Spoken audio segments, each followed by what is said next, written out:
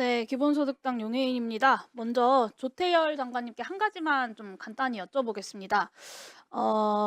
마이크를 주시거나 시간 잠깐 멈춰주시고 한 가지만 여쭤볼 건데 나오셔가지고 감사합니다. 그 피의자 윤석열이 3일 밤에 10시 계엄 선포를 최종 결심을 하고 밤 8시부터 국무총리를 비롯한 장관 5명과 국정원장을 콕 집어서 대통령실로 따로 소집했습니다. 국무회의를 열 생각은 없어 보이고요. 이 8시에 피의자 윤석열에게 용산집무실로 오라고 직접 전화 받으셨죠, 장관님?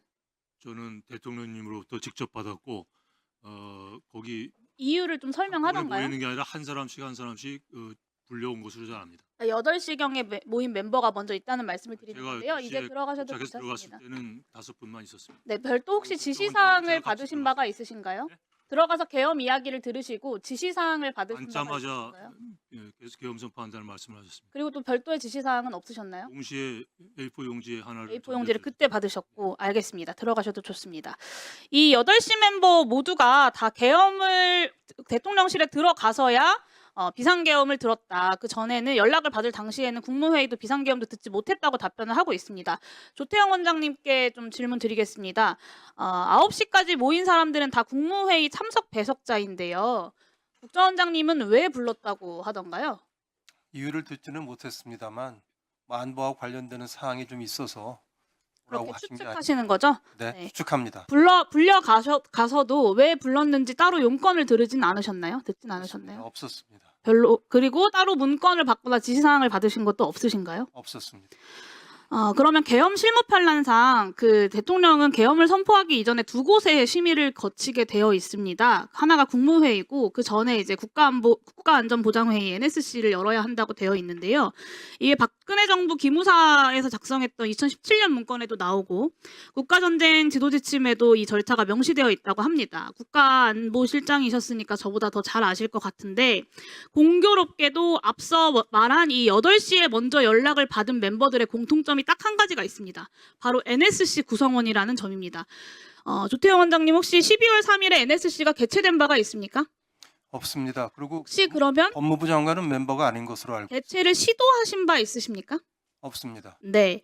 이게 국무회의를 열 생각도 없었고 이 모임이 NSC 모임도 아니었다면 도대체 왜 몇 명만 콕 집어서 국무위원들과 몇몇 조태영 원장님 같은 사람을 대통령실로 불렀을까 상당히 의문이 남습니다.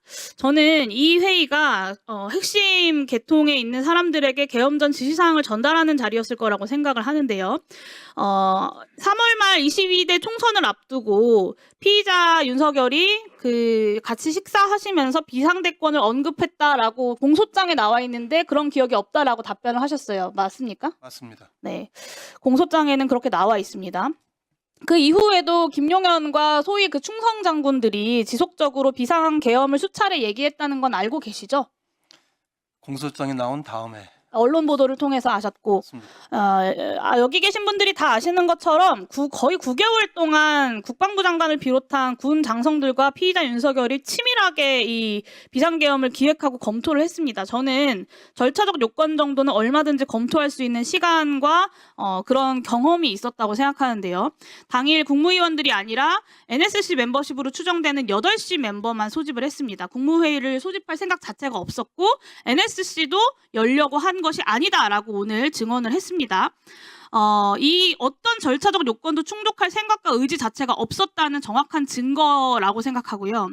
처음부터 실패하면 내란, 성공하면 혁명이라는 식의 사후 정당화로 이 실체적 절차적인 요건도 충족시키지 못하는 이 위헌성과 불법성을 인지하고도 군경을 동원해서 친위 쿠데타, 국헌 문란을 벌였다라는 것입니다.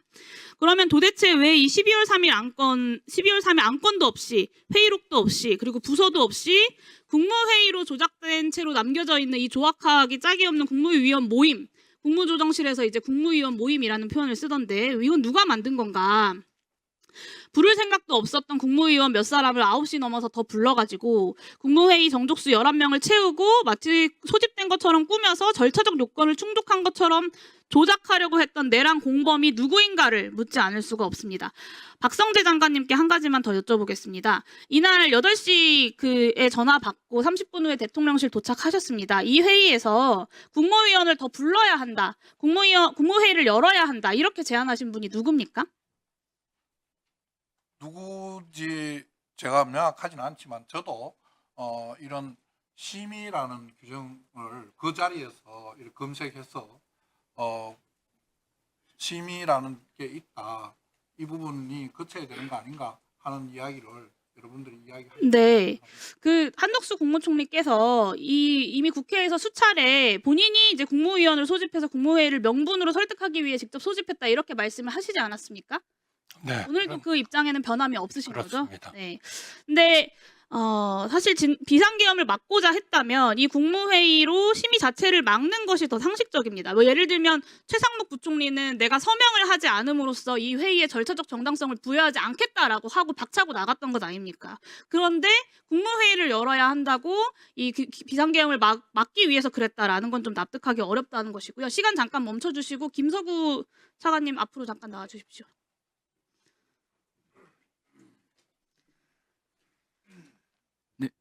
한덕수 총리가 일관되게 이 비상계엄에 반대하기 위해서 국무회의를 명분으로 국무위원들을 소집했다라고 진술을 하십니다. 근데 검찰 공소장에는 피의자 윤석열이 국무회의 심의를 계획했고 국무위원을 소집했다라고 적시하고 있거든요. 네네. 이거는 한덕수 총리가 거짓말을 하고 있거나 아니면 공소장이 좀 사실과 다르거나 둘 중에 하나 아니겠습니까? 네, 그 부분은 약간 평가의 문제일 수는 있는데 재판 과정에서 당시에 있었던 그 회의의 성격이 어떤 것인지 검토가 될 것 같아요. 네, 이게 이제 공소장이 김용현의 진술을 가지고 만들었기 네. 때문에 벌어진 일일 거라고 생각하는데 이런데도 조선일보 보도에 따르면 김용현 전 장관만 기소하고 국무위원들에 대해서 무혐의를 검토하고 있다라는 보도가 검찰발로 나왔습니다. 네. 그렇게 해서 되겠습니까? 검찰 수사본부로부터 저희가 본부가 직접 보고를 받지 않은 사항이라 언론 보도 외에는 알 수 있는 건 없는데 네, 국무위원들에 대한 철저한 조사가 이루어질 수 있도록 차관님께서 좀 알겠습니다. 각별히 조치해 주시길 바라고요. 네, 잘하겠습니다. 이 윤석열 내란 사태의 정당성을 더해줄 뻔한 초유의 이 국무회의 조작 사태가 한덕수 총리가 본인이 말씀하셨던 것처럼 본인이 기획하고 대통령이 여기에 공조했다라는 건 이미 나온 지 오래입니다. 검찰 공소장의 국무회의 부분이 윤석열이 왜 8시 멤버를 먼저 소집했는지 그리고 국무위원들이 왜 두 차례로 나뉘어서 일부만 소집되었는지 이 국무회의 조작 사태가 예견된 이 국무회의가 왜 최소한의 절차조차 갖추지 못했는지를 제대로 설명하지 못하고 네, 마무리해 주십시오. 그렇기 때문에 이 충성 장군들에 대한 수사처럼 충성 장관들에 대한 철저한 수사가 필요하다라는 말씀을 드립니다. 이 8시 멤버가 계엄 직전에 윤석열에게 지시사항을 받았을 것이라는 점도 배제할 수 없다고 생각하고요. 철저하게 수사해 주시기 바랍니다. 네, 위원님 말씀 유념해서 철저한 수사가 이루어질 수 있도록 노력하도록 하겠습니다.